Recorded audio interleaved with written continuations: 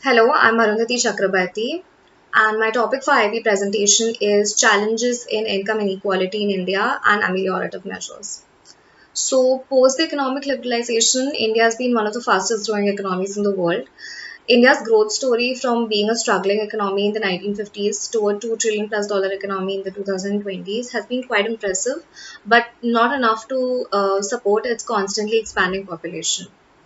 Inequality has been rising in the last couple of decades.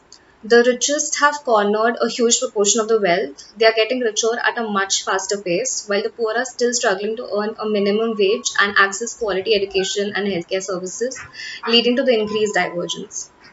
Putting it into numbers, Oxfam International Report mentioned that India's richest 1% holds more than four times the wealth held by people who make up the bottom 70% of the country's population. The year 2017 saw the top 10% of Indian population hold 77% of the total national wealth. 70% of the wealth generated going to the richest 1%, while the 67 million Indians who comprise the poorest half of the population saw only a 1% increase in their income.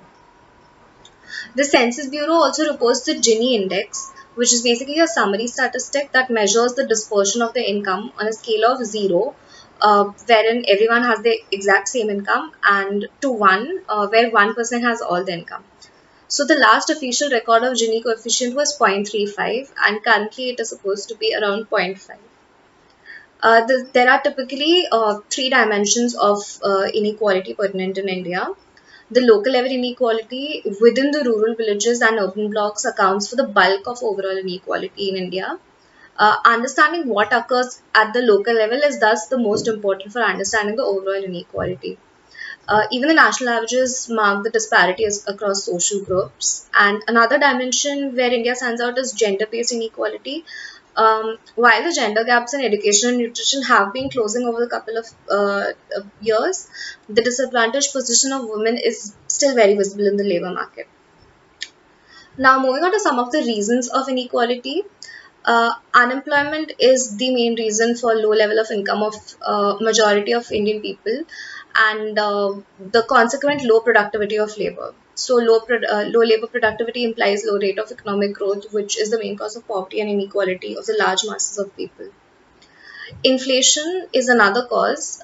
During inflation, few profit earners gain and most wage earners lose. Then tax evasion.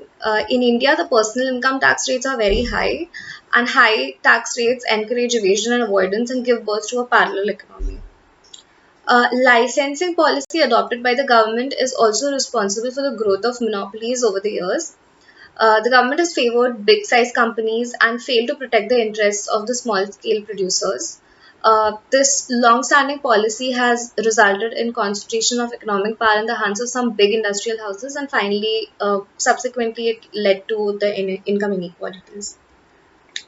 Now, talking about some of the ameliorative measures, the gap between the rich and poor can't be resolved without deliberate inequality boosting policies, and too few governments are committed to these. So, some of the plausible measures could be having control over the monopolies and restrictive trade practices. Social security measures. So, social security measures for workers are considered as an important step towards reduction of income inequalities. India is not having a comprehensive network of social security system. Although the country has adopted some of the provisions for the workers engaged in the organized sector, it is still a mess for the inorganized sector. Taxation. Redesigning the tax structure has been considered an important strategy towards alleviating income inequalities in India. Measures for upliftment of rural poor. Uh, Programs like minimum needs programs is essential. It's an essential investment in the human resource development. The provisions of like free or subsidized services through public agencies is expected to improve the consumption levels of those who are living below the poverty line, and thereby increasing or improving the productive efficiency of both the rural and urban workers. So income inequality cannot be completely eradicated, and it would take up like many years for the results to show. But this could definitely be an attempt towards taking the necessary measures. Thank you.